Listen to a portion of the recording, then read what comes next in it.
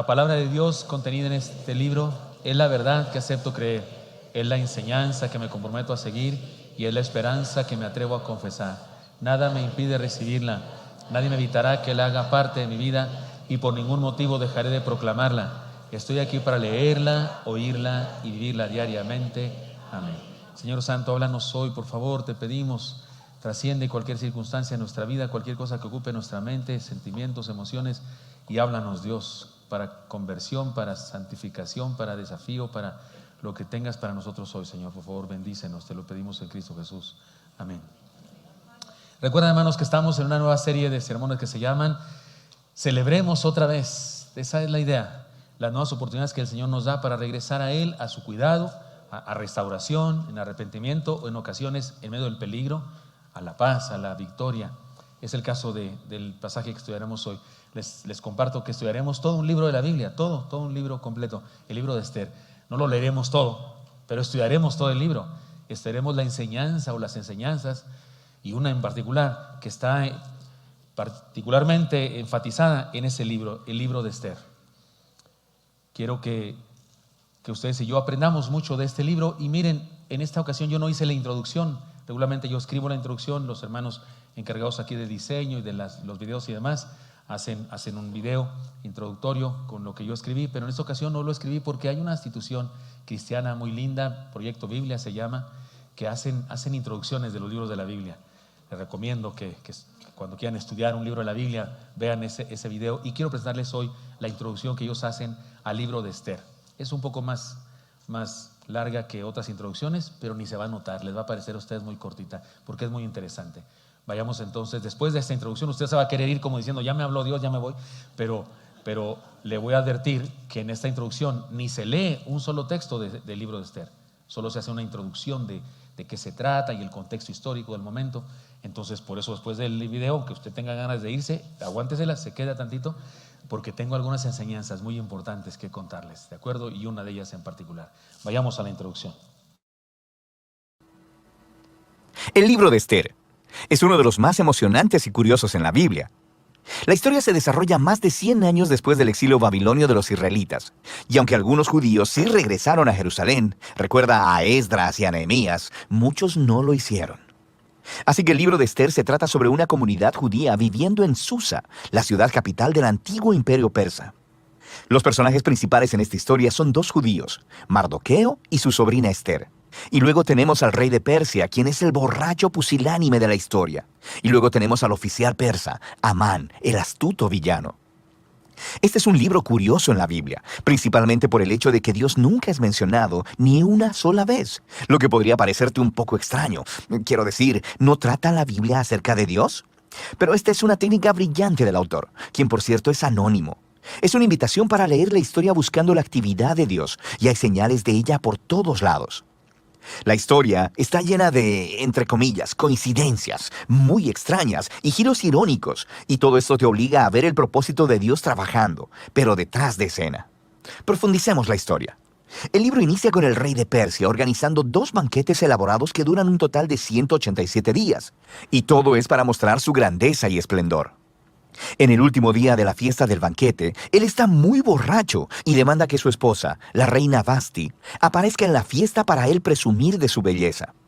Ella se niega y en su furia borracha, el rey repudia a Vasti y establece el ridículo decreto de que todos los hombres persas deben ahora ser los amos de sus propias casas.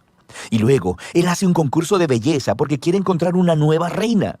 Es como una telenovela bastante mala, pero aquí es donde se nos presenta a Esther y a Mardoqueo. Esther oculta su identidad judía y entra al concurso de belleza y gana. Y el rey está tan obsesionado con Esther que la hace la nueva reina de Persia. Ahora, después de esto, y de manera todavía más providencial, resulta que Mardoqueo escucha a 2 guardias reales conspirando para matar al rey. Y le informa a Esther, quien informa al rey, y Mardoqueo recibe el crédito por salvar la vida del rey. Ahora, desde el principio hasta aquí, Dios no se menciona en ningún lado, pero todo parece haber sido ordenado providencialmente. ¿Qué está tramando Dios? Tienes que seguir leyendo. Después se nos presenta a Amán, quien no es persa. Es llamado Agageo. Es descendiente de los antiguos cananeos. Recuerda a Samuel, capítulo 15. El rey exalta a Amán a la posición más alta en el reino y demanda que todos se arrodillen ante Amán. Bueno, cuando Mardoqueo ve a Amán, se niega a arrodillarse, lo que por supuesto llena de ira a Amán. Y cuando se entera de que Mardoqueo es judío, Amán convence al rey de establecer un descabellado decreto para destruir a todas las personas judías. Y para decidir la fecha de la aniquilación de los judíos, Amán echó suertes. En hebreo eso se conoce como Pur. Recuerda este dato para después. 11 meses después, en el 13 de Adar, todos los judíos morirán. Después, Amán y el rey tuvieron un banquete en el que se sentaron a beber para celebrar su horrible decisión. Así que ahora el enfoque está sobre Mardoqueo y Ester, quienes son la única esperanza para el pueblo judío. Ellos planean que Ester revele su identidad judía al rey y le pida que revierta el decreto. Pero dirigirse al rey sin ser requeridos por él es, según la ley persa, una acción que merece la muerte. Así que en una declaración clave, Mardoqueo está seguro de que incluso si Ester se mantiene en silencio, la liberación de los judíos vendrá de algún otro lugar. Y luego Mardoqueo se pregunta en voz alta y dice, ¿quién sabe? Quizá fuiste hecha reina para este mismísimo momento. Ester responde con valentía y se dispone a ir delante del rey con sus asombrosas palabras. Si perezco, que perezca. Sabiendo lo que sigue, vemos el irónico giro de todos los planes malvados de Amán. Ester recibe al rey y a Amán en un primer banquete y les dice que quiere hacer una petición especial a ambos en un banquete exclusivo al día siguiente. Amán sale del banquete completamente borracho y ve a Mardoqueo en la calle. Él se llena de ira y ordena que una gran horca o estaca sea construida para que Mardoqueo sea colgado en ella por la mañana. Parece que las cosas no pueden ir peor para los judíos y para Mardoqueo, pero de repente la historia da un giro. Sucede que esa noche el rey no puede dormir y hace que le lean las crónicas reales para tener una buena lectura en la cama. Y resulta que escucha acerca de cómo Mardoqueo salvó la vida del rey. Se le había olvidado completamente. Así que por la mañana, Amán entra para pedir la ejecución de Mardoqueo. Y el rey, en ese momento, ordena que Amán honre a Mardoqueo públicamente por haber salvado su vida. Así que ahora Amán debe guiar a Mardoqueo alrededor de toda la ciudad en un caballo real, diciéndoles a todos que lo honren. Este momento, la historia da un giro a todo el libro. Comienza la caída de Amán y el ascenso de Mardoqueo al poder. Mira cómo sucede. El día siguiente es el segundo banquete de Ester, así que el rey y Amán llegan, y Ester le informa al rey, primero que nada, que ella es judía. Y segundo, que Amán ha establecido un decreto para asesinarla a ella y a Mardoqueo, quien salvó su vida, y para asesinar a todos los judíos. El rey había bebido mucho, así que cuando escucha estas noticias, vuelve a desatar su furia borracha y ordena que Amán sea colgado en la misma horca o estaca que hizo para Mardoqueo. La manera en que acabó Amán fue irónica y macabra. Pero la ejecución de Amán no resuelve el problema del decreto para asesinar a todos los judíos, así que el enfoque está ahora en Ester y Mardoqueo, mientras hacen un plan para revertir el decreto. Ellos descubren que el rey no puede revocar un decreto que ya ha establecido, así que en lugar de eso, el rey encarga a Mardoqueo que elabore un contradecreto. En el día asignado en el que se supone que todos los judíos serían asesinados, el 13 de Adar, se le ordena ahora a los judíos que se defiendan y destruyan a cualquiera que haya conspirado para matarlos. Luego, Mardoqueo, Ester y los judíos de todos lados organizan banquetes y fiestas para celebrar este nuevo decreto, y Mardoqueo es exaltado en un lugar junto al rey. Eventualmente llega el día del decreto y los judíos triunfan sobre sus enemigos. Primero destruyen a la familia de Amán y luego a todos los otros oficiales persas que se habían unido al complot de Amán. Y luego, un segundo día, ellos obtienen permiso para destruir a cualquiera que hubiera conspirado contra ellos en todo el reino. Y esto resulta en gozo y celebración, conforme los judíos son rescatados de la aniquilación. La historia luego cuenta cómo Ester y Mardoqueo establecieron por decreto esta fiesta anual de 2 días, Purim, para conmemorar su liberación de la destrucción. Y el nombre de la fiesta viene de la suerte que echó Amán. Recuerda, Purim. El libro concluye con un breve epílogo en el que Mardoqueo es exaltado como segundo al mando en el reino. Se nos dice acerca de su grandeza y esplendor real conforme los judíos florecen en el exilio. Ahora, da un paso atrás. Nota cómo toda esta historia ha sido diseñada.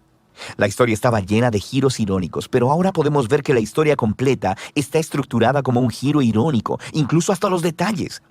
El esplendor, las fiestas y los decretos del rey son un reflejo del esplendor, las fiestas y los decretos de Mardoqueo al final. Esther y Mardoqueo salvan primero al rey, pero ahora, al final, salvan a todos los judíos. Y luego tienes la exaltación, los edictos y el banquete de Amán, que son revestidos por la exaltación, los edictos y el banquete de Mardoqueo. Y luego en el centro tienes las escenas en las que Esther y Mardoqueo hacen sus planes. Y luego los dos banquetes de Esther actúan como un marco alrededor del giro más grande de la historia, la humillación de Amán y la exaltación de Mardoqueo. Otra característica fascinante de este libro es la ambigüedad moral de los personajes. Vemos mucha bebida, ira, sexo y asesinatos, de los cuales Mardoqueo y Esther son parte. Sin mencionar la violación de muchos mandamientos en la Torá, como casarse con gentiles y comer alimentos impuros. Así que la historia no está colocando a Mardoqueo y a Esther como ejemplos morales, como si aprobara todo su comportamiento. Pero sí, son colocados como modelo de confianza y esperanza cuando las cosas van muy mal. Y así el libro de Esther regresa a esa pregunta con la que empezó. ¿Por qué no se menciona a Dios?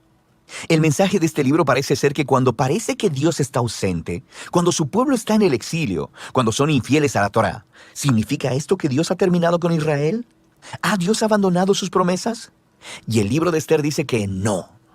Nos invita a ver que Dios puede trabajar y que trabaja en el desorden y en la ambigüedad moral de la historia humana. Y Él utiliza para cumplir sus propósitos la fidelidad de personas que han transigido moralmente. Así que el libro de Esther nos pide que estemos dispuestos a confiar en la providencia de Dios, incluso cuando no la veamos trabajando, y a esperar en que no importa lo mal que se pongan las cosas, Dios está comprometido con la redención de su mundo. Y de eso trata el libro de Esther. Amén. Deténgase, no se vaya. Sé que algunos dicen, ya predicó, así hasta la ofrenda me pierdo. Pero tengo cosas que decirles. Insisto, no se ha leído ningún texto bíblico en este momento, solamente es el contexto histórico. Eso hay que hacer siempre cuando estudiamos un pasaje de la Escritura, pero qué padre que esta institución de personas, genios, ¿no? Qué lindo, ¿no? ¿Les parece fantástico esto? Y nos da un panorama de lo que vamos a estudiar ahora.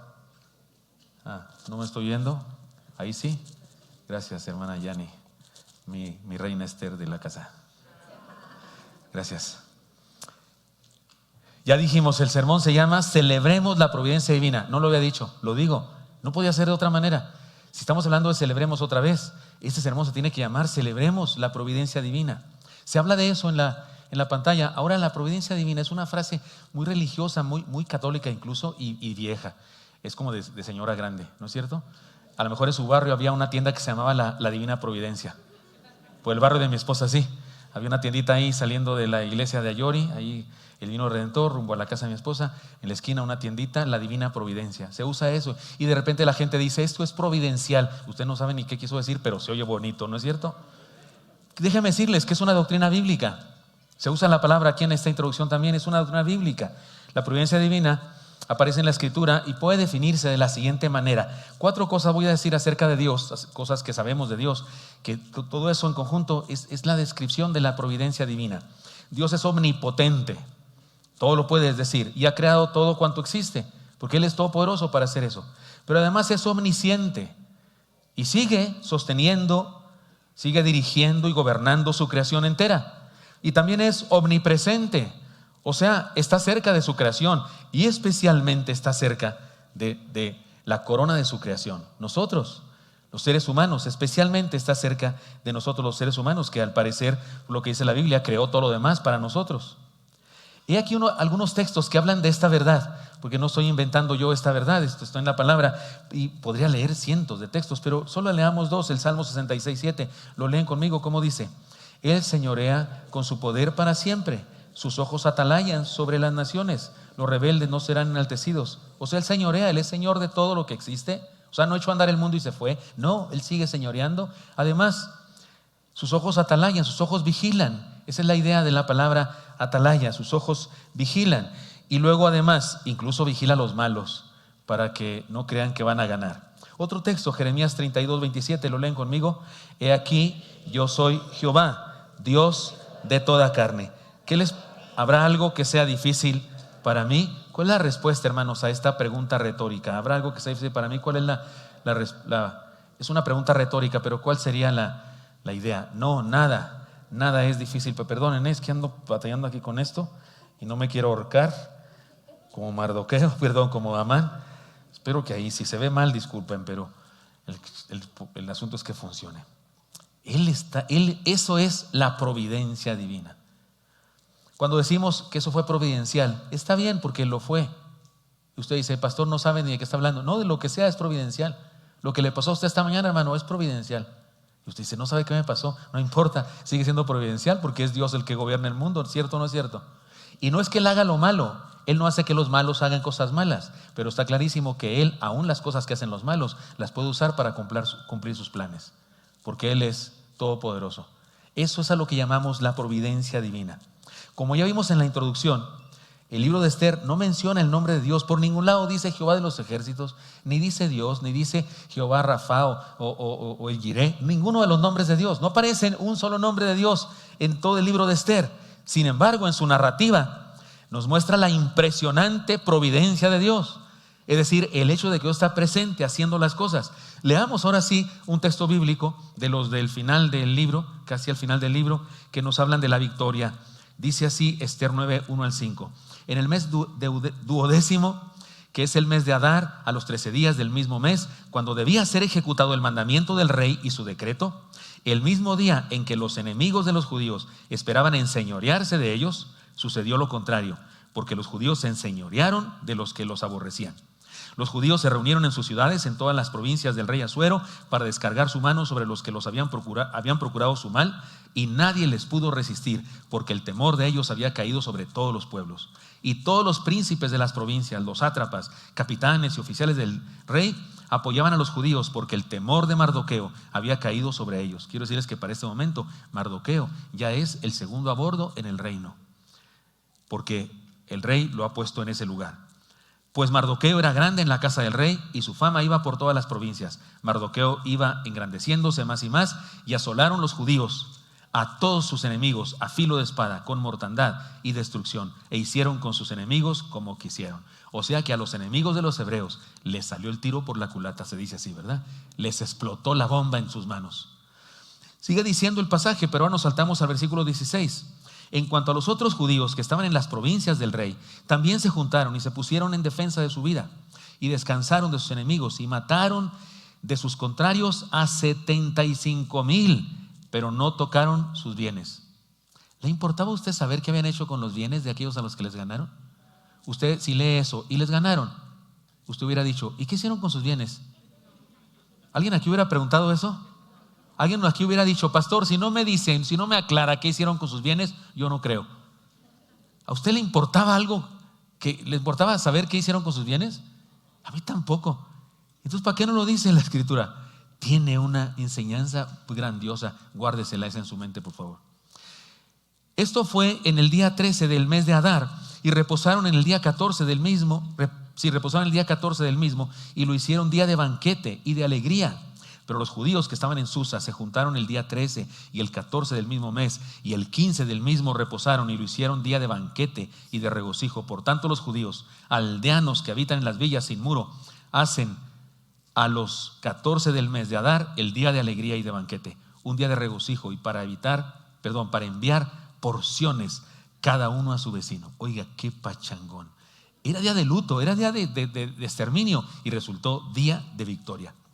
Por eso, no cabe duda, la enseñanza de hoy tiene que ser esta: celebremos la providencia divina. Y el día de hoy hagámoslo usted y yo aplicando a nuestra vida las siguientes enseñanzas. Primera enseñanza: pongamos nuestra identidad como prioridad. Esta no es la historia principal del libro de Esther, definitivamente no es, pero es una historia que me parece que es pertinente para nosotros.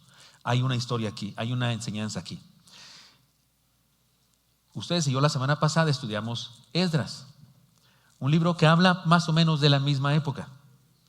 Y resulta que en Esdras, ustedes y yo celebramos que el pueblo que había sido llevado cautivo a Babilonia en la deportación a Babilonia, regresaron a reconstruir la ciudad y el templo. Pero ahora estamos estudiando de una comunidad de judíos que no regresaron. Estos no regresaron. Estos se quedaron deportados. Se integraron a la cultura de aquella época, a la sociedad de aquella época. Incluso ocuparon cargos públicos. Una reina y su tío, el MMPF después del rey, o sea, el mero papas fritas después del rey. Pero usted y yo podemos, qué malvados, qué malvados, qué poca fe tienen, ¿por qué no regresan a su tierra? Debo decirles que el profeta Jeremías les había dicho que hicieran vida normal ahí donde habían sido deportados. A diferencia de los profetas, cuando fueron deportados recién, se levantaron profetas, porque en todas las épocas ha habido canales de televisión que predican herejías. A las 8 sí se me salió el nombre, o a las 10 no sé a qué horas, pero aquí nomás dije canal. Sí había, en todas las épocas ha habido profetas que predican triunfalismo, que predican lo que la gente quiere oír. Y en aquella época había unos profetas que decían que no se preocupen, no siembren árboles, no siembren viñedos, no Señor, no hagan casas, no, vivan en tiendas porque nos va a regresar Dios. Esto es cuestión de poco tiempo, no se preocupen. Voy a seguir peleando aquí, pero ahorita gano yo. Si ganaron los hebreos, que no gane yo también. Y entonces, creo que ya voy a tener con esto, pero si no vienes y me echas una mano con, no sé, un tape o un chicle, algo y que se pegue aquí. Creo que ya estamos. Y entonces, había profetas que profetizaban mal, profetizaban triunfalismo. Mire lo que le dijo Dios a Jeremías que les anunciara. Y por cierto, Jeremías mandó una carta a los deportados. Su profecía fue a través de una carta, porque él no estaba en la deportación. Ezequías sí estaba, pero Jeremías no. Ezequías era un jovencito. Pero él les mandó una carta. Miren lo que decía la carta. Así ha dicho Jehová de los ejércitos, Dios de Israel, a todos los de la cautividad que hice transportar de Jerusalén a Babilonia. Primeramente, Dios les dice a ellos que hice trasladar, para que entendieran. ¿Quién los trajo acá? Yo los llevé allá, no se preocupen. Yo sé lo que hago. ¿Captan eso? Qué hermoso mensaje para principio de cuentas. Y luego sigue diciendo: edificad casas y habitadlas, y plantad huertos, y comed de su fruto de ellos.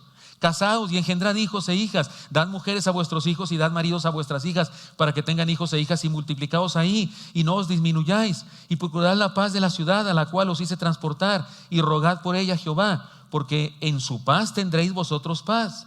Porque así ha dicho Jehová de los ejércitos, Dios de Israel: no os engañen vuestros profetas que salen por la tele. No dice eso, pero no dice, se me salió a mí. No os engañen vuestros profetas que están entre vosotros, ni vuestros adivinos, ni atendáis a los sueños que soñáis, porque falsamente os profetizan ellos en mi nombre. No los envié, ha dicho Jehová, porque así dijo Jehová: cuando en Babilonia se cumplan los 70 años, yo os visitaré y despertaré sobre vosotros mi buena palabra para haceros volver a este lugar, porque yo sé de los pensamientos que tengo acerca de vosotros, dice Jehová, pensamientos de paz y no de mal, para daros el fin que esperáis. 70 años. Y ahora uno dice, ¿70 años a partir de cuándo, Señor? ¿De la primera deportación o de la segunda deportación? Porque entre la primera, la segunda y la tercera hubo muchos años intermedios. ¿A cuáles años 70 se refiere? Es un número simbólico. Posiblemente es alrededor de 70 años, pero es un número simbólico, un múltiplo del 7, que significa el tiempo perfecto. Yo tengo cuándo. Ustedes siembren, porque ellos decían, ¿para qué sembramos si no vamos a comer de eso? Si van a comer, la cosa no es breve, la cosa va a durar. Así que siembren y tengan hijos, porque no querían ni casarse ni tener hijos, porque ¿cómo le iban a hacer embarazados para regresarse embarazados? Y Dios les dice, tengan hijos y casen a sus hijos que les nazcan. Estoy hablando de mucho tiempo. Ahora, ¿qué está diciendo Dios? Intégrense a ese pueblo y sean bendición para ese pueblo, porque ustedes son mi pueblo, y donde quiera que los ponga, quiero que sean bendición a los demás. Oren por la ciudad esa y traigan paz a esa ciudad, porque si traen paz a esa ciudad, la paz también será de ustedes. Eso es una enseñanza del Señor para todos nosotros el día de hoy. También podemos notar que pasó eso entre esta comunidad de judíos que no regresaron, por lo menos no en ese momento, no regresaron a Jerusalén ni a la reconstrucción, pero tenemos que reconocer, seguían siendo pueblo de Dios. Mire, algunas pruebas de eso. Mardoqueo tuvo problemas porque no estaba dispuesto a arrodillarse ante Amán. Amán era un payaso, un narcisista. Le encantaba recibir gloria y ordenaba que todos se hincaran cuando él iba pasando. Y Mardoqueo decía, yo me inclino ante Dios, no ante cualquier pelagatos como ese. No dijo eso, pero es lo que pensó. ¿Y cómo se iba a arrodillar ante un hombre, ante un mortal? Y le causó problemas por su fe. Esther, sus doncellas y todos los hebreos oraron al Dios verdadero. Cuando iba a hablar con el rey, y que no tenía permiso de hacerlo y tenía riesgo de su vida, ella pidió a sus doncellas que oraran por ella. ¿A quién? A Dios, el verdadero Dios. Podemos decir que estaban integrados a la nación a la que ahora pertenecían, en lo económico, en lo social, como ciudadanos, pero no asimilados por completo a sus ideas. No. Es decir, que estaban en el exilio, pero no en desesperanza. Estaban lejos de la tierra santa, pero no lejos de Dios. Estaban en Persia, pero Persia no estaba en ellos. ¿Me estoy explicando claramente? Esto nos recuerda la oración del Señor Jesucristo, allá en Juan capítulo 17, la oración intercesora, en donde ora por sus discípulos, pero también por nosotros, porque dice: te ruego no solamente por ellos, sino por los que han de creer en mí por causa de ellos, o sea, todos nosotros. Y mire lo que dijo el Señor en su oración: yo les he dado tu palabra y el mundo los aborreció, porque no son del mundo, como tampoco yo soy del mundo. No ruego que los quites del mundo, sino que los guardes del mal. No son del mundo, como tampoco yo soy del mundo. Santifícalos en tu verdad, tu palabra es verdad. Como tú me enviaste al mundo, así yo los he enviado al mundo. Y por ellos yo me santifico a mí mismo, para que también ellos sean santificados en la verdad. ¿Qué le parece? Hermanos míos, estamos en el mundo, pero no somos del mundo. Podemos ver la trascendente enseñanza que tiene para nosotros este pasaje. Hermanos, seamos buenos ciudadanos. Seamos buenos ciudadanos, seamos buenos mexicanos. Y si usted no es mexicano, pero vino a este país, y este país le da a usted tierra donde pisar y le da a usted casa, por favor, bendiga este país. Y si alguno de nosotros, Dios nos lleva a otra tierra, al norte o al sur, que nos lleva a Estados Unidos o Guatemala o a Honduras o a Chile, donde sea, hagámonos chilenos o guatemaltecos o lo que sea, de corazón, viviendo ahí, pidiendo por la paz de ese país y luchando porque en ese país haya justicia. Porque eso manda al Señor. Colaboremos con nuestra nación y con el piso, con la tierra que pisamos, pero sigamos siendo un pueblo santo con valores más altos y una vida ejemplar. ¿Cuántos aquí son mexicanos? Nacieron en México, son mexicanos. Pueden bajarla. ¿Cuántos están contentos de eso, de ser mexicanos?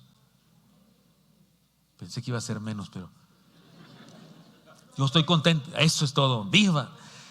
Tráigame una bandera. Yo estoy contento de ser mexicano, estoy contento de haber nacido en Chihuahua, Tierra Santa, donde los muchachos toman leche a las 8, mucha. Y estoy contento de ser chilango ahora, porque entiendo que los chilangos son los que llegamos, no los que nacieron, sino los que llegamos. Los de aquí son capitalinos, ahora se les llama mexiqueños. Sí, mexicanos son del país, mexiquenses del estado, y de aquí, la ciudad, mexiqueños. Ay, disculpen, está bien gacho el nombre, pero así se llaman. Y a los que llegamos nos dicen chilangos, ¿va? Porque llegamos. Estoy contento de eso. Ya hasta sé decir que me bajo del metro y que me echo a correr. Sí me sale, ¿verdad? Sí me sale. Sí paso por chilango. Estoy contento de eso y estoy contento de ser latinoamericano. Y ya les conté que vamos a tener el día 6, oración continental, el día de oración continental. Y estoy contento de ser del género humano. ¿Cuántos están contentos de ser seres humanos también? Gloria a Dios. Que es nuestro género, porque hay un solo género. No sé por qué anda materiando. Hay un género solo, género humano. Lo demás son sexos, sexo masculino, sexo femenino. Pero estoy contento con eso. Y daría mi vida por mi patria. Si hubiera, no sé, invasión o algo así, y hubiera que luchar, yo le entraba con todo. Por lo menos de capellán, por lo menos de ir a atender soldados heridos o lo que sea. Porque creo que hay guerras justas que se deben luchar. Y yo entraría a defender nuestra soberanía. Amo ese país. Pero aquí les va la enseñanza de esta historia. Pero si un día este país que amo establece una ley que va en contra de mi Señor Jesucristo, seré delincuente voluntariamente. Seré un rebelde voluntariamente. Y no cumpliré esa ley. Si uno estableciera una ley que hay que enseñarle a los niños en nuestra iglesia, las fechorías, las blasfemias, las aberraciones que se enseñan ahora en las escuelas, discúlpeme, pero no lo vamos a hacer. No lo voy a hacer. Y voy a ser delincuente. ¿Por qué? Porque estoy contento de ser mexicano, pero soy parte de una nación más alta y sublime, que es el reino de los cielos. Por eso, aquí la enseñanza hermosa: pongamos nuestra identidad como prioridad. Ciertamente no regresaron, pero estaban en el pueblo de Dios todavía. Estamos en el mundo, pero no dejamos que el mundo esté en nosotros.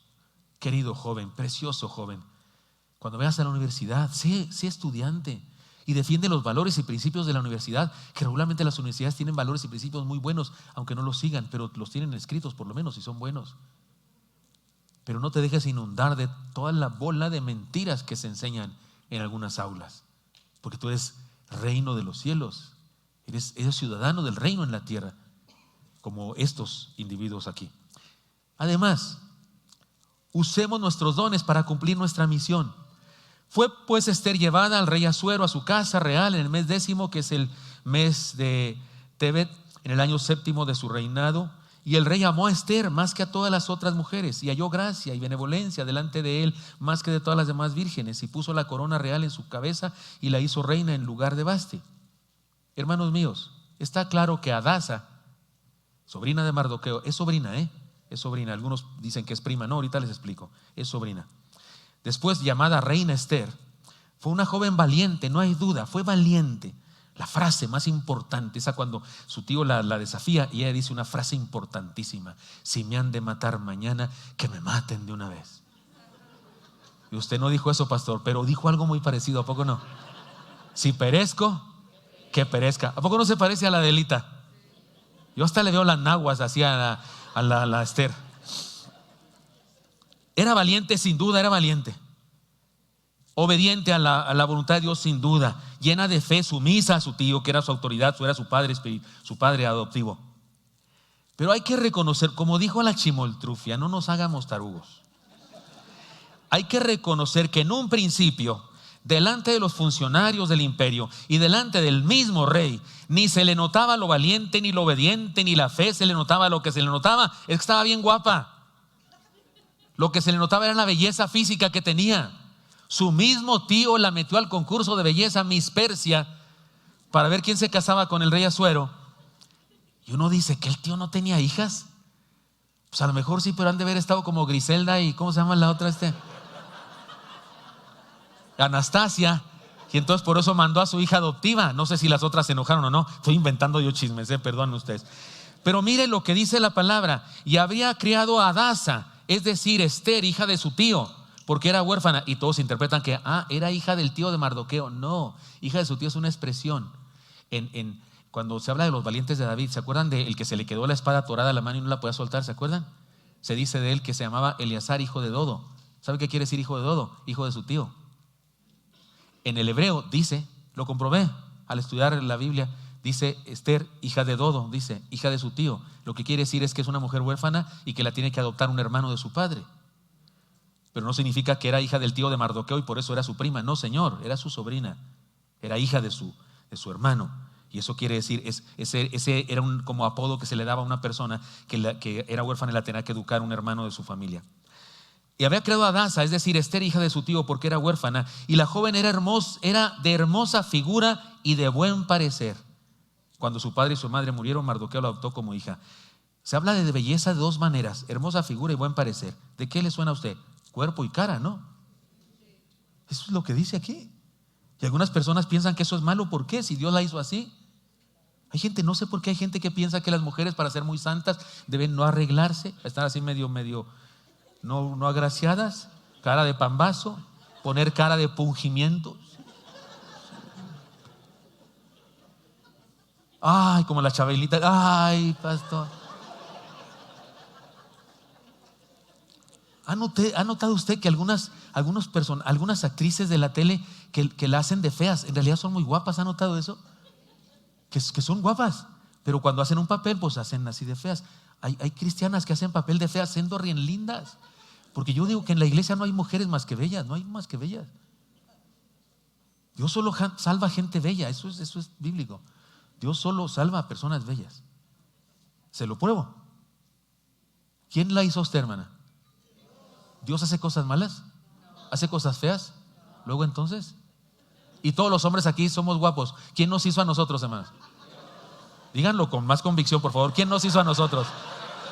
Dios. ¿Y Dios hace cosas feas, malas? No. Entonces, ¿están de acuerdo en que Dios solo salva a personas bellas? Ay, oí uno por ahí. Claro que sí. Si usted dice a esos otros, ¿por qué no los salva por feos? No, también son bellos, pero no se salvan porque ellos se creen feos. ¿Sí me expliqué? Porque se sienten feos, porque están feos por dentro. Pero no hay gente que no haya hecho Dios bien. Pero es un hecho que esta estaba hermosa.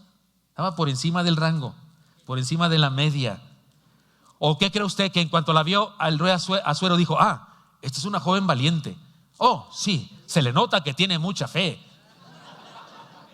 Perdónenme, no seamos payasos, ni sangrones, ni santurrones. Hay gente que nos pregunta a mi esposa y a mí acerca de nuestra relación, nuestro noviazgo, y esas, ¿cómo es posible que alguien de Chihuahua venga acá, se encuentre con una acá del DF y se enamoran y esas cosas, y cuando me preguntan y piensan que yo les digo, no, lo primero que me gustó de mi esposa fue su alma, fue su espíritu. Yo la vi y dije, sí, esta es una sierva de Dios.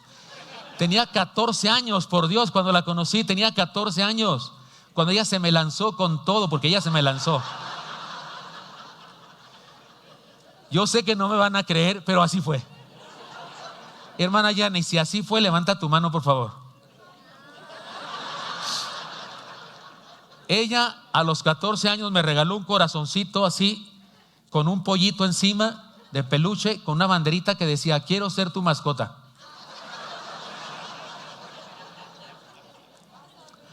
Ya le paro. Hermanos míos, y me preguntan, y yo no puedo ser payaso ni santurrón y decir que me gustó primero lo de, ¿cuál de adentro? Si no veía más que el empaque, y el empaque no me dejaba ver ninguna otra cosa. Lo primero que me gustó fue ella. La miré, me miró, nos miramos, y el alma a mí no me importaba en ese momento nada, ni la veía. Fue después cuando la conocí y demás, y noté que también me gustaba de lo profundo de su corazón, y me enamoro de ella más y más, y cada día me enamoro más de ella, más y más cada día, porque como las mujeres se transforman cada día en otra, uno se casa con varias mujeres. La de mañana, quién sabe cómo salga, hermano, a ver cómo nos va, pero mañana nos tendremos que enamorar otra vez de ella, por Dios santo que sí. Ya le paro. Ya se está metiendo conmigo también, dicen algunos varones. Hermanos míos, por favor, no minimicemos el milagro aquí.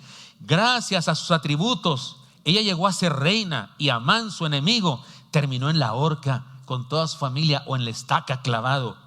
¿Y qué usó Dios de esta muchacha? Su belleza. Si Dios se la dio para algo. No minimicemos eso. Gracias a lo que Dios le había dado, fue usado para que su pueblo tuviera una gran victoria. Miren nomás hasta dónde llega la belleza de una muchacha, hasta dónde llega la bendición. La belleza de una mujer sabia, obediente a Dios, pudo más que un funcionario de primera clase, porque Dios usa las herramientas que ha dado a sus hijos.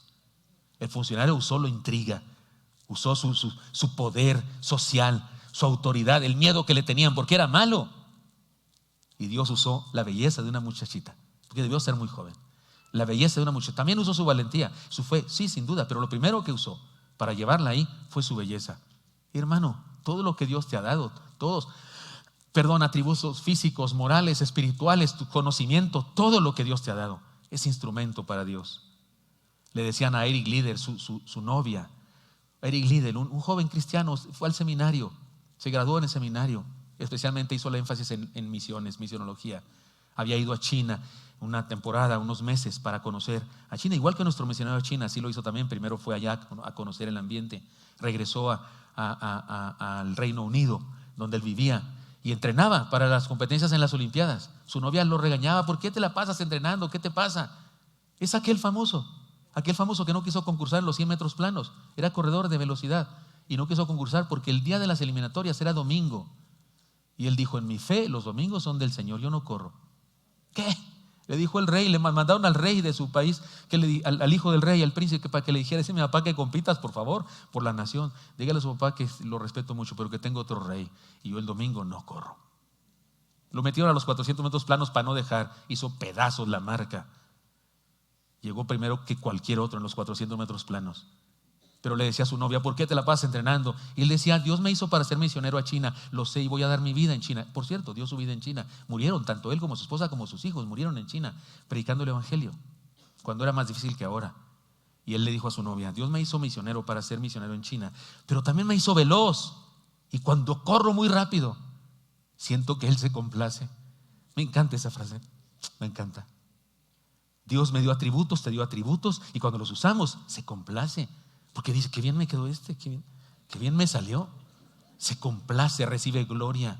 Todo lo que sabes hacer, cualquier cosa. Mira que estamos hablando de Eric Liddell, mira que estamos usándolo como testimonio, como ilustración, y hace años que murió. Y estamos usando su testimonio para hablar. Yo no sé cómo predicaba Eric Liddell, no sé, a lo mejor era aburrido. A lo mejor se le dormían los chinos, y como no se puede saber, están despiertos o dormidos por los ojos, ni se sabe. A lo mejor estaban todos dormidos y él ni cuenta se daba, porque los ojos son igualitos despiertos que dormidos, ¿no? Ay, perdonen todos los chinos.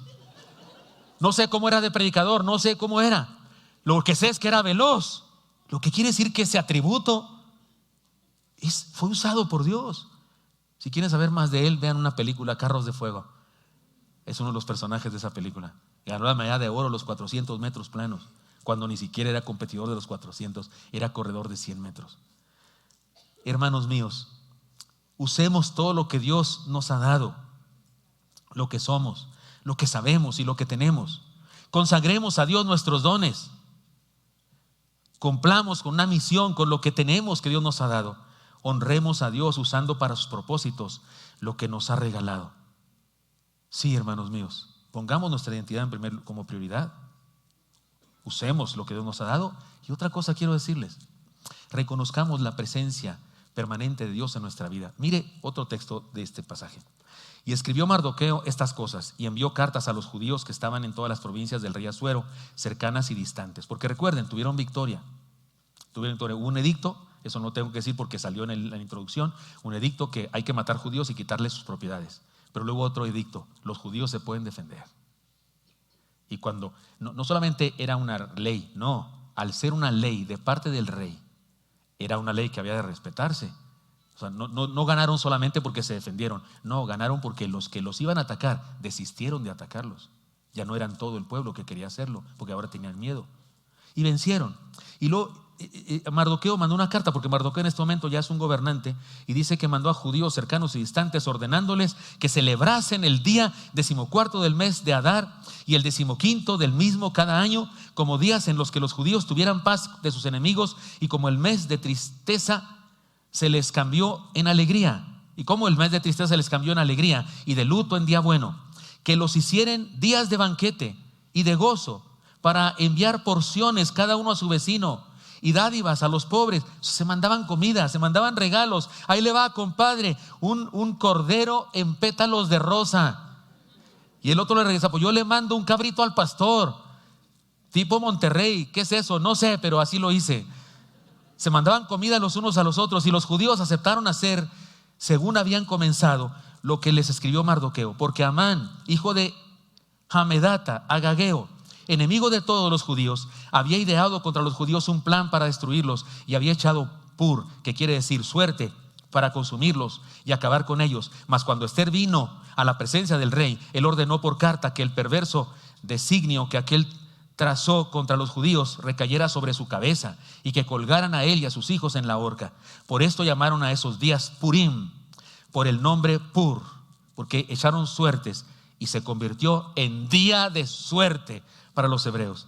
Y debido a las palabras de esta carta, y por lo que ellos vieron sobre esto, y lo que llevó a su conocimiento, los judíos establecieron y tomaron sobre sí, sobre su descendencia, sobre todos los allegados a ellos, que no dejarían de celebrar estos días, según está escrito tocante a ellos, conforme a su tiempo cada año, y que estos días serían recordados y celebrados por todas las generaciones, familias, provincias y ciudades, que estos días de Purim no dejarían de ser guardados por los judíos, y que su descendencia jamás dejaría de recordarlos. Y la reina Ester, hija de Ail, y Mardoqueo el judío suscribieron con plena autoridad esta segunda carta referente a Purim.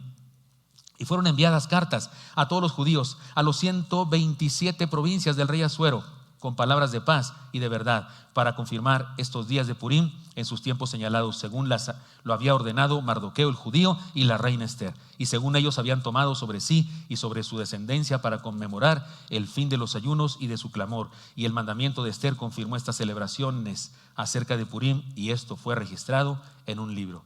Y lo que leí es lo que decía ese libro. El libro de Ester, no solamente alguien lo escribió, no sabemos quién, sino que alguien también copió las cartas que estaban en el gobierno, las copió y las metió en el libro. Y es un hecho que es parte de esta redacción que leí yo. Son esas cartas que estaban ahí en los anales, en la historia de aquella ciudad de Susa. Hasta la fecha los judíos ortodoxos siguen celebrando la fiesta del Purim. Es una de las más importantes del calendario judío. Y no es para menos, estuvieron a punto del exterminio y resulta que fueron defendidos por la providencia divina. La fiesta fue establecida para reconocer la intervención divina, también para alegrarse por lo que aquella victoria significaba. Hermanos míos, ¿podemos ver la tremenda enseñanza para nosotros? En la introducción que tuvimos antes se dice que hay muchas cosas que fueron, ¿cómo dice la palabra? Dice que fueron, ¿cómo se dice esa palabra? fueron provisión de Dios, providenciales, por supuesto, como decimos nosotros, por la pero sí, coincidencia, pero dice, finalmente no fue lo que dice, sino providencia divina, pero dice que fueron, ¿cómo es esa palabra? Ahorita me acuerdo de ella. El caso es que sí, hubo situaciones interesantísimas. Por ejemplo, no se dijo en la introducción, ni hemos leído, pero ¿saben cómo sucedió aquello de Mardoqueo paseado por Amán, por todo el pueblo para que se inclinaran ante él? ¿Saben cómo sucedió? Vino Amán con el rey Asuero y le dijo al rey, ayúdame, quiero honrar a un hombre de una manera extraordinaria como nunca he honrado a nadie. Y Amán creyó que era él. Y le dijo, ¿qué me recomiendas? Vístelo con tus vestidos de reales, ponle uno de tus vestidos y súbelo a tu caballo de rey y que camine por el pueblo, por la plaza central y que todos los que lo van viendo se inclinen ante él. Porque creía que era él. Y le dice a Asuero, perfecto, entonces ve por Mardoqueo y ponle mi vestido, súbelo a mi caballo y paséalo. Y tú debajo, hay como... ¿No es irónico? ¿No es irónico esto? O sea, una victoria contundente de esas son cachetadas con trapo mojado. Sí, me explico. ¡Paz! Esas son bofetadas en el rostro, tremendo para un malvado que quiere exterminar al reino de Dios, al pueblo de Dios. ¿Podemos ver la tremenda enseñanza para nosotros? Hermanos míos, seamos conscientes de la presencia de Dios en nuestra vida cada día. Dios es un Dios providente, Dios está presente en el mundo, incluso en la vida de los inconversos. Dígame una cosa, ¿los inconversos respiran aire? ¿Quién se los da? ¿Les da el sol? ¿Se tateman con el sol cuando van a Acapulco? ¿O esos andan todos pálidos allá en Acapulco? ¿Les da el sol de Dios? Sí, porque la Biblia dice que Dios hace salir el sol sobre justos e injustos.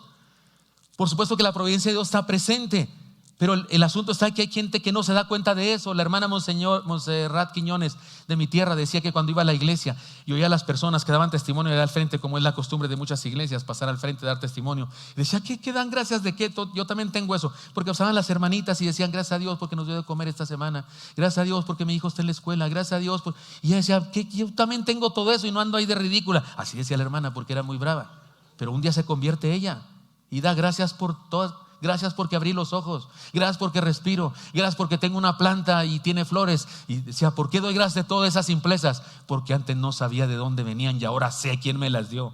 ¿No está lindo eso? Seamos conscientes de la providencia divina. Eso alienta nuestra vida, nos da seguridad para seguir. Alegrémonos por todo lo que nos evita, todo lo que nos da, y aceptemos su perfecta voluntad, porque hay cosas que nos evita.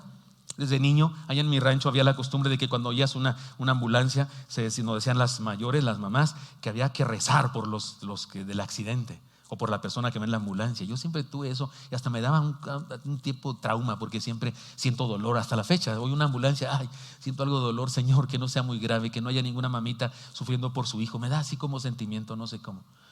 Y sí oro, pero últimamente oro por otra cosa. Gracias, Señor, que yo no voy ahí. Cuando pasamos por una carretera y hay un accidente y hay tumulto de automóviles, tenemos que pasar por un lado. Sí pido por esas personas, pero también doy gracias que no estaba yo aquí cuando pasó esto. Hay cosas que Dios nos evita. Cuando llegas a un lugar, la providencia de Dios se manifestó y tú ni cuenta te diste. Por eso, hermanos míos, seamos conscientes de la providencia de Dios en nuestra vida cada día. Hagamos fiesta cada día. Alegrémonos por todo lo que nos evita, todo lo que nos da, y aceptemos su perfecta voluntad. Hagamos fiesta todos los días por su providencia. Y si eres demasiado festivo y alguien te dice, oye, como que tú te la pasas en pachanga, dile, sí, Señor, Señor, dile así como en mi rancho, Señor. Y se pregunta, ¿por qué? Estoy celebrando la providencia divina. Estoy en la fiesta del Purim permanente. Adoremos y alabemos a nuestro Dios por su soberana voluntad para nuestra vida, porque sí, seamos conscientes. ¿Alguien ya se dio cuenta que estoy haciendo un acróstico? ¿Cuántos ya se dieron cuenta de eso? ¿Qué es la palabra que voy a decir? Purim.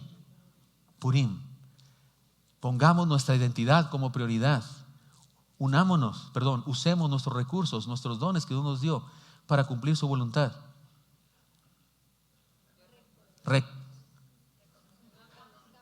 Reconozcamos la presencia permanente de Dios en nuestra vida. Y ahora digo una más, la I. Integrémonos a la providencia divina. Aquí viene aquello que les pedí que recordaran. Llega Mardoqueo con su sobrina, pero que ahora es la reina Esther, su sobrina Hadasa, pero ahora es la reina Esther, y le dice: porque si callas absolutamente en este tiempo, si no dices una sola palabra, respiro y liberación vendrá de alguna otra parte para los judíos, mas tú y tu casa de tu padre pereceréis. Y no se refiere que su papá y su mamá estaban vivos, se refiere a que la descendencia de sus padres en ella se terminaba, no había más. Y quién sabe si para esta hora has llegado al reino. Esa palabra retórica es una pregunta, pero es retórica. Y quién sabe si para esta hora has llegado al reino. En realidad es una afirmación. Esther, ¿crees que llegaste al reino? ¿Crees que eres reina para que todas las mañanas te den un baño en leche de burra y esas cosas? Hacían con las reinas, se supone, dicen por ahí. ¿Crees que Dios te llevó al reino para que cada semana te hagan manicure y pedicure y te den de comer néctar de flores y codornices en pétalos de rosa? ¿Crees que para eso te trajo Dios aquí? ¿Para que seas una de las esposas de un borracho? Porque era un borracho y no era una sola esposa que tenía. No, Dios te trajo para algo más que eso. Y tal vez te trajo para esto precisamente, para este momento de tu historia. ¿De qué estamos hablando? ¿Qué desafío más grande le presenta Mardoqueo a su hija adoptiva? Él, como hombre de fe, sabía que Dios habría de intervenir, no hay duda. Él sabía, Dios nos va a defender. No va a ganar Amán, no, Señor, Dios nos va a defender. Pero también pensaba que su intervención divina, su providencia divina podía usar a Esther y que tal vez ella era clave. Así que le hace una pregunta, una sola pregunta tiene Esther enfrente de sí misma. ¿Está dispuesta ella a arriesgar su vida en el intento? ¿Sí o no? Ese es el asunto. Esa es la pregunta para todos nosotros. Dios es un Dios providente. Dios está presente en este mundo, sigue haciendo cosas, Dios sigue moviéndose, sigue alcanzando personas. La pregunta es: ¿voy a estar presente yo en eso o no? ¿Saben por qué? ¿Saben por qué tenemos un centro comunitario en Chimalhuacán? ¿Saben por qué tenemos un centro comunitario en Chimalhuacán? Porque a mí me gusta cuando las personas llegan a mi oficina y me proponen proyectos. Yo les acepto el proyecto y los nombro presidentes del mismo. Y hace algunos años llegó un joven, yo no sabía, pero era salvadoreño. Supe que era salvadoreño hasta que murió. Pero llegó un joven salvadoreño, diabético, más grave que yo, más joven que yo, pero más enfermo que yo, llamado Jorge Quesada. Y me contó con lágrimas en los ojos, porque era del Club de los Llorones, y me contó que él tenía un llamamiento, tenía un deseo de ayudar a personas en desgracia, en situaciones difíciles, y que quería tener un centro comunitario, una ONG, decía él.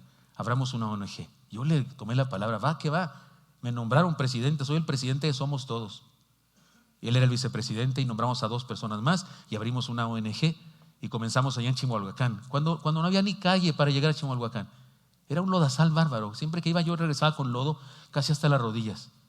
Unas casas muy, muy pobres, gente que trabajaba con la basura. Pedimos permiso a una iglesia pentecostés que nos prestara su salón de clases. Era un salón de piso de tierra y el techo era de lámina de cartón. Y nos prestaban ahí para hacer un comedor y durante el día les dábamos de comida. Pero era muy difícil ahí. Y luego el pastor de ahí como que empezó a sentir celo porque la gente nos apreciaba mucho y no queríamos abrir una iglesia en ese momento, solo queríamos alimentar a niños humildes. Pero nos quitaron de ese lugar, nos corrieron. Y una de las hermanas de la iglesia, que era nuestra cocinera, le pagábamos para que sea cocinera. ¿De dónde juntábamos dinero? ¿Saben de dónde sacamos dinero? De la librería del hermano Jorge Quesada y de mis cassettes. No eran discos, eran mis cassettes. Vendíamos de mis cassettes y de ahí juntábamos dinero. Y la hermana esa nos llevó a su casa, una casa muy pobre, muy triste, llena de gatos y perros por donde quiera, y ahí le damos de comer a un montón de niños. Un día fue mi esposa, no había ido, un día fue mi esposa, y mi esposa me dijo: no puede ser, mi amor, no puede ser que coman esto, porque la verdad es que no, era un disque caldo de pollo, pero eran puros pellejos y huesos. Nos dio sentimiento y decidimos que no puede ser eso, tenemos que hacer algo más. Y empezamos a trabajar con más fuerza. Ahora hay un edificio ahí en Chimalhuacán. Creo que es el edificio más bonito de toda la región, todo alrededor. El más limpio, porque las hermanas ahí lo cuidan muy bien. Y ahora tenemos recursos para dar de comer a 160 niños o más. Y se les enseñan cosas. ¿Cómo surgió eso? Porque un joven salvadoreño que se vino a vivir a México quiso unirse a la providencia divina. Él entendió que en ese lugar había niños que debían ser alimentados mejor para poder ir a la escuela con alimento, y se unió a la providencia divina. Y luego ya de pasada me embarró a mí también en el asunto. Pero fue él fue el estero, fue el que decidió: quiero entrar en la providencia divina, quiero ser parte de la providencia divina. Ese es el punto aquí, hermanos míos.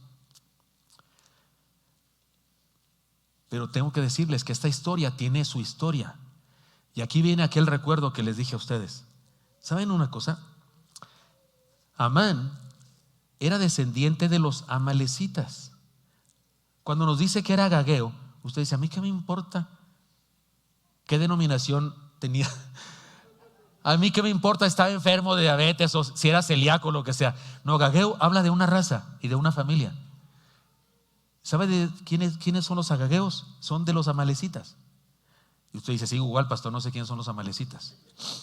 Cuando el pueblo hebreo salió de Egipto a la tierra prometida, aquella vez que Josué combatía contra un ejército y que mientras Moisés oraba con los brazos levantados, ganaba la batalla Josué, y cuando Moisés se cansaba y bajaba los brazos, perdía la batalla Josué. ¿Se acuerdan? ¿Sabe contra quién peleaban? Contra Amalek, contra un pueblo llamado Amalek y su rey también. Amalek y los amalecitas son aquellos que combatieron contra el pueblo cuando caminaban rumbo a la tierra prometida. Estaban decididos a exterminar a esos hebreos que venían como langostas, arrasando con todo, y no querían permitir que entraran más adelante en la tierra prometida y querían destruirlos por completo. Dios prometió la siguiente sentencia contra este pueblo que intentó destruir el plan de Dios. Miren cómo dice: y Jehová dijo a Moisés: escribe esto para memoria en un libro, y di a Josué que raeré del todo la memoria de Amalek de debajo del cielo. Y Moisés edificó un altar y llamó su nombre Jehová Nisi, y dijo: por cuanto la mano de Amalek se levantó contra el trono de Jehová, Jehová tendrá guerra contra Amalek de generación en generación. Esta es una maldición, esta es una palabra de condenación. Dios va a tener guerra contra Amalek en todas sus generaciones, por siempre. Y usted y yo decimos: pues sí, pero pues no pasó. Ahí está Amán, que es un descendiente de los amalecitas. Ahí está, y toda su familia y un pueblo. Ahí en esa ciudad había una comunidad de ellos. Y resulta que están en el poder y están, parece que ahora sí van a lograr exterminar a los judíos, por lo menos los de ese lugar. ¿Qué está pasando aquí? Bueno, les cuento la historia. Mucho después de aquella guerra de Josué y Moisés contra Amalek, pero mucho antes de aquella historia de Ester y Mardoqueo con Amán y Asuero, digamos en medio de esta historia, hay otra parte de la historia. Dios le dijo al rey Saúl, cuando fue nombrado rey, por medio del profeta Samuel, que cumpliera con esta sentencia cuando gobernaba el pueblo, destruyendo al pueblo de Amalek. Dios le dijo por medio de Samuel a Saúl: dice Dios que hagas guerra contra Amalek y lo destruyas por completo. Y dice Dios que no toques sus propiedades. Son anatema, son maldición. Que destruyas al pueblo, pero que dejes sus propiedades. ¿Qué hicieron estos judíos en la historia de Ester? ¿Qué hicieron con las propiedades de aquellos? ¿Qué hicieron? Cumplieron la profecía. Dios le dijo a Saúl que hiciera eso. ¿Hizo eso Saúl? No. Saúl fue tibio, no cumplió la ley, fue tibio, cobarde y desobediente. La historia es larga y tendría que leer muchos textos, no lo voy a hacer, pero quiero decirles que cuando Dios le dijo esa orden a Saúl, Saúl sí fue contra los amalecitas y sí les ganó la batalla, pero no obedeció y se quedó con las propiedades, y tampoco fue definitivo en la destrucción. Dice la escritura que llega Samuel y le dice a Saúl: ¿qué hiciste? Y él dice: ya, cumplí la voluntad de Dios. Dice: no, oigo ruido de ganado. ¿Qué hace este ganado aquí? Si son soldados, ¿qué hacen con ovejas? ¿Qué hacen con ganado aquí ustedes? Y dijo: es que pues me dijeron que querían tomarlo como motín. Todos me dijeron, los demás. Fue cobarde, no era un buen líder. No solo eso, hay una escena que les voy a leer que nos hace verlo casi ridículo, su incumplimiento. Porque al rey de Amalek de ese momento, un tal Agag, no lo mató, lo llevó de cautivo. Pero usted dice: bueno, por lo menos lo va a juzgar. No, mire lo que dice el texto, le voy a leer. Después dijo Samuel: tráeme a Agag, rey de Amalek. Estaba regañando a Saúl ahí. Le dijo: tráeme a Agag, rey de Amalek. Y Agag vino a él. ¿Qué dice el texto, hermano? ¿Cómo vino? ¿Cómo viene un soldado cautivado? ¿Cómo viene una persona que ha sido secuestrado porque es del ejército enemigo y le ganamos? ¿Cómo viene cuando lo manda a llamar a alguien acá? ¿Cómo viene? ¿Con la cola entre las patas, sí o no? Viene temeroso. ¿Y cómo venía Agag, hermanos? Como si fuera al Zócalo un domingo, feliz de la vida, a comprarse un algodón de esos. ¿Qué quiere decir? Ya se había hecho amigo de Saúl. Ya le había ofrecido una hija a Saúl, qué sé yo, chismes que estoy inventando. Alegremente, y dijo Agag: ciertamente ya pasó la amargura de la muerte. Eso pensó Agag: ya no me van a matar, qué bueno. Ya llegó el profeta. Y Samuel dijo: como tu espada dejó a las mujeres sin hijos, y se refiere a la historia, así tu madre será sin hijo entre las mujeres. Entonces Samuel cortó en pedazos a Agag delante de Jehová en Gilgal.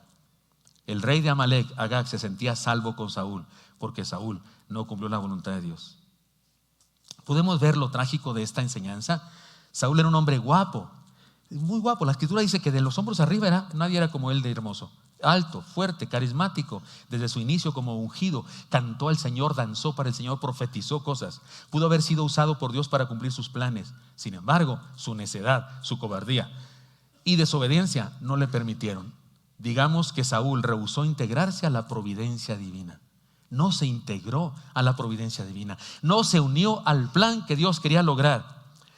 Esta es de las cosas más tristes de la historia de la fe. Pero, bendito sea el Señor, que existe otra cara de la moneda. Siglos después, Dios encuentra otra belleza. Pero en este caso es una joven, una mujer, por Dios. Que no vengan la gente ridícula del mundo a decirnos que la Biblia es, ¿cómo se dice?, misógina, que la Biblia no respeta. Por Dios, ¿quién es la heroína de esta historia? Una mujer. Porque no salgan con eso, las que no saben, no han leído la Biblia. Siglos después Dios encuentra una mujer bella como Saúl, pero no grande, no altota, no fuerte, sin estatura, sin fuerza física, pero con una fe atrevida y un valor incuestionable. Se integra, esto fue la diferencia. Esther se integra a la providencia divina y cumple la perfecta voluntad de Dios. Podemos entender la tremenda enseñanza para nosotros, hermanos míos. Dios es un Dios providente, Dios es un Dios que actúa, Dios es un Dios presente en el mundo, que quiere dar de comer a los niños en la loba, que quiere abrir iglesias en Pachuca y en Toluca. Dios es un Dios que hace cosas. Y la pregunta es si nosotros estamos dispuestos a unirnos a su providencia. Esa es la cosa. Integrémonos a la providencia divina. Seamos parte de la providencia divina. Colaboremos con el Señor en el cumplimiento de su voluntad. No se nos ocurra, hermanos míos, no se te ocurra ser enemigo de los planes de Dios. No se te ocurra eso. No le va bien a los que se hacen enemigos de los planes de Dios. Tal como somos, tenemos un lugar en el ejército y los planes de Dios. Integrémonos a su providencia para lograrlos. Puri, hasta ahí vamos en Puri. Nos falta una letra, ¿cuál es? La M, Purim, para terminar. He aquí el desafío. He aquí la enseñanza más importante de todas. Miremos nuestro futuro con esperanza. En el mes primero, que es el mes de Nisan, en el año 12º del rey Asuero, fue echada Pur, esto es, la suerte, delante de Amán, suerte para cada día y cada mes del año, y salió el mes 12º, que es el mes de Adar. Se usaban una especie, no de dados, pero parecido a los dados. Se podían usar piedras, se podían usar huesos, se puede hacer un círculo en la tierra o en la mesa o una raya, y de acuerdo a lo que decidían ellos se avientan los huesos y caen acá o allá. Se hacían cosas así. En ocasiones incluso se ponían palabras y luego se aventaban los objetos para decidir cosas. Era una manera, a través de las probabilidades, oraban a la divinidad. Incluso cuando se trataba de hebreos, hacían a Dios y decidían cosas así, echando suertes. A algunas personas les parece esto muy malo, pero no era del todo. Pero qué interesante, la fecha del intento de exterminio contra el pueblo de Dios se decidió por medio de un juego de azar. En nuestro tiempo, insisto, eso sería equivalente a echar una ruleta o dados. Sin embargo, la suerte de nuestra vida, hermanos míos, la establece Dios, no el mundo. Ojo con eso. Algunos cristianos tienen un concepto negativo de la palabra suerte. Sin embargo, en la repartición de la tierra prometida, la Biblia dice que echaron suertes. ¿Ha leído usted eso? Dice que echaron suertes. Aquí hay un territorio, aquí están donde están las montañas, aquí es del otro lado del río. ¿A qué tribu le va a tocar? Echaban suertes. Bueno, aquí están todas las tribus, la que quede en el círculo, esa le toca a ese. Y la otra, y echaban suertes. Le pedían a Dios: Señor, decide tú, pero echaban suertes. Hay gente que le molesta eso porque sí hay una forma equivocada, negativa de la suerte, ¿no? Cuando a alguien le va muy bien, ¿qué hacen los otros? ¡Ay, que pásala!, ¿no? Te hacen así, ¿cierto o no es cierto? Como si la suerte fuera energía o alguna cosa así. Y hay gente que tengas buena suerte. Uy, los cristianos legalistas se enojan que digas eso. Pero hay un concepto correcto de la suerte. Por ejemplo, déjeme leer un pasaje. Es más, no solamente en la tierra prometida se repartió por suerte, también cuando se eligió a Matías, el sustituto de Judas. ¿Cómo se hizo, hermanos? Por suerte. ¿Sí o no? Se echaron suertes. ¿Saben que mi esposa y yo fuimos pastores de Tapachula, Chiapas, y los hermanos decidieron invitarnos de pastores por suerte?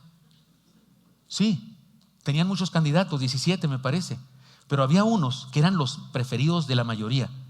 Yo digo, hubieran quitado a todos los demás y hubieran votado por esos, pero no, los ponían junto con todos y siempre se dividía la votación, y esos que ellos querían mucho, eran 3 pastores, salían con más votos que todos, pero ninguno la mayoría, y estaban peleándose, ya tenían no sé cuántos años sin pastor. Y entonces una hermana propuso un día: yo propongo que metamos a todos los nombres en una pecera y el que salga, una anforita. Y todos dijeron: va que va. Dicen ellos que fue milagroso, que dejaron de pelearse, y entre los 17 nombres iba el mío. La mayoría no me conocía, nomás los jóvenes que me habían visto en los Conajevas. Y los primeros nombres que salieron, ¿saben cuáles fueron? Los del pleito. O sea, los famosos, los que la mayoría quería, pero estaban divididos. Salió tú, unos bien tristes, y otros bien tristes por allá, y otro, y luego el quinto, porque fue el quinto, porque no hay quinto malo. Había una niña, la mano santa. Y entonces dijeron: todos estamos de acuerdo en que el que sigue va a ser nuestro pastor. Sí, de acuerdo. Gilberto Gutiérrez. Nadie dijo nada porque muchos dijeron: ¿y ese quién es? Los jóvenes me conocían y me admiraban mucho y dijeron ahí, y me invitaron a ir a predicar durante el mes de la juventud, a la semana de la juventud. Yo, ignorante de lo que sea, y ya estando ahí me dijeron: pastor, no lo invitamos para conocerlo. No. Ya decidimos invitarlo a usted, pastor. No necesitamos conocerlo, ya Dios nos dijo.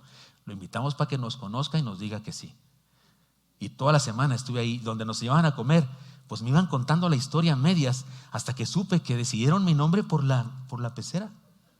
La mano santa. La niña estaba orgullosa. Yo fui el que sacó su nombre, pues. Y la hermana Cielito era la que decía: yo propuse la manera.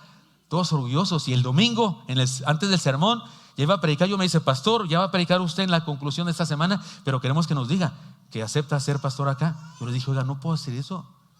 No, perdón, pero no, y menos porque sé cómo decidieron. No, ya me conocieron, yo me voy, regreso a mi tierra, ustedes se quedan acá, y ya pensando en lo que conocieron de mí, lo que oyeron de mí, toman una decisión, vuelven a decidir ahora sobre un solo candidato, si lo invitamos o no lo invitamos, y me mandan decir: pero yo no decido ahorita. Después del sermón me dijeron: ¿se puede salir, pastor? Y me sacaron a comer un mango verde allá afuera, porque había un mango verde muy rico, y se quedaron ellos adentro, y luego me metieron otra vez y me dijeron: ya votamos, y el 100% de los aquí presentes dice que usted debe ser nuestro pastor. ¿Acepta o no acepta? Y fuimos pastores de ellos durante un tiempo. Todavía nos quieren mucho los hermanos por allá. No debe irnos tan mal. Dios es nuestra suerte. Yo estoy seguro que Dios nos llevó a ese lugar, definitivamente. Nos llevó, hubo experiencias hermosísimas. Mi esposa abrió una escuela de alfabetización que se convirtió en primaria, se convirtió en secundaria e incluso en preparatoria, ahí en el templo.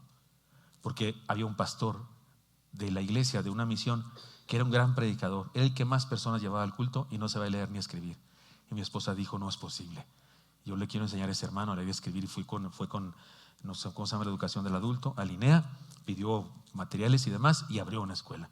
Dios nos llevó allá. Él decide cosas, no importa cómo le hagamos nosotros. Hermanos míos, suerte en la Biblia significa nuestra porción, nuestro patrimonio, aquello que Dios decide que tengamos. Les pruebo eso con la Biblia. Salmo 16:5, ¿lo leen conmigo? Jehová es la porción de mi herencia y de mi copa. Tú sustentas. ¿Qué hubole? ¿Tú sustentas qué, hermano? Mi suerte. Y mire cómo dice Proverbios 16:33, léanlo conmigo: la suerte se echa en el regazo, mas de Jehová es la decisión de ella. Y no estoy diciendo que usted y yo nos compremos unos dados y decidamos cosa por dados. ¿Cuántos hijos vamos a tener? A ver, échale, donde salgan 2 seises. Dios mío, donde salgan 2 seises ahí, 12 chamacos. No estoy diciendo eso, no, pero suerte significa lo que Dios decide para mí. Finalmente ya hemos reconocido que en todo este libro no se menciona a Dios. No se menciona por ningún lado, pero sí aparece su huella en todo lo que sucede. Sí aparece su gracia perdonando y bendiciendo a su pueblo. Sí aparece el cumplimiento de sus profecías y promesas, porque aquí se cumple lo que dijo Dios contra Amalec. Finalmente se decidió, el día de hoy no hay amalecitas en el mundo. No hay. Porque en ese día una joven fue instrumento de Dios para hacer lo que un grandulón no pudo hacer. Sí aparece el cumplimiento de sus profecías y promesas. Sí aparecen sus acciones de salvación. Así que, hermanos míos, para terminar, lean conmigo estas 3 declaraciones, por favor. Primera de ellas, nuestra suerte tiene que ver con la providencia divina. Cuando alguien te diga, tienes buena suerte, dígale, tengo muy buena suerte. Los cristianos tenemos muy buena suerte, porque nuestra suerte es la providencia divina. ¿Estamos claros? Si me va a citar, cíteme completo, no me cite, no, el pastor cree en la suerte. Y todos van a creer que traigo una pata de conejo y una pirámide de Keops y ajos en la puerta de mi casa y un moñito rojo en mi sábila. Sí, capta todo lo que usted tiene también en su casa. No tengo nada de eso, por supuesto. Estoy diciéndolo de ironía. No estamos hablando de eso. Pero si alguien oiga, los cristianos tienen buena suerte. Magnífica suerte tenemos los cristianos, porque decide nuestra suerte el Todopoderoso. ¿Estoy hablando claro? Nuestra suerte tiene que ver con la providencia divina. Lean conmigo la segunda declaración, por favor. Nuestra suerte no es un juego de azar, sino el resultado de un plan divino. Un plan divino, no es azar, es un plan divino. Y tercera, nuestra suerte no es un asunto de probabilidades, sino un asunto de la perfecta voluntad de Dios. ¿Qué probabilidades había de que un chamaco quinceañero, pastor de ovejas, matara a un gigante de 2,85 metros, que era guerrero desde su mocedad? ¿Qué probabilidades hay que le gane este chamaquito a ese grandulón? Ninguna. Pero Dios echa la suerte. ¿Qué probabilidades hay de que un pueblo de agricultores y de ganaderos destruyan una ciudad amurallada que nadie la ha podido conquistar porque es una ciudad inexpugnable, y además que la destruyeran a grito abierto, no con cañones, no con dinamita, ni pólvora había, a gritos? ¿Qué probabilidades hay que ganaran, hermanos? Ninguna, pero la suerte viene de Dios. ¿Qué probabilidades hay que mis arterias coronarias tapadas hayan sido destapadas milagrosamente? Solo la providencia divina. Hermanos míos, si usted esta semana o la próxima o la pasada recibió malas noticias, necesita una operación, fue despedido del trabajo porque echaron suertes los malos, o si usted encuentra que alguien le traicionó, alguien le dejó, o hay situaciones económicas difíciles, o alguien de nuestra familia está en problemas, o alguien muere, o alguien está tramando hacer cosas malas en contra de nosotros, la misma inseguridad del mundo, lo que sea que usted escuche en las noticias, piense en esto: que el mundo juegue sus dados mientras nosotros nos acogemos a la providencia de nuestro Dios. Todo lo demás es otra cosa. Que el mundo juegue sus dados, que las ideologías y los que manejan la agenda de este mundo jueguen sus dados. Nosotros nos acogemos a la providencia divina, en Él esperamos. Respiro y liberación vendrá de cualquier lado, como dijo Mardoqueo. Tal vez hay cosas que tenemos que hacer nosotros, que para eso hemos venido a este mundo, para hacer algo. Pero es un hecho que será decisión de Dios, no de los hombres. Que echen sus dados los que quieran. Nosotros confiamos en nuestra suerte, que es la providencia divina. Señor Santo, te doy gracias porque me has permitido hablar con mis hermanos esta palabra. Te pido que nos llenes de aliento, fortaleza y nos permitas salir a darle con todo, Señor, a la vida, a triunfar, a hacer nuestra tarea, lo que nos toca a nosotros de acuerdo a tu voluntad. Bendice a tu pueblo, te lo pido en Cristo Jesús. Amén.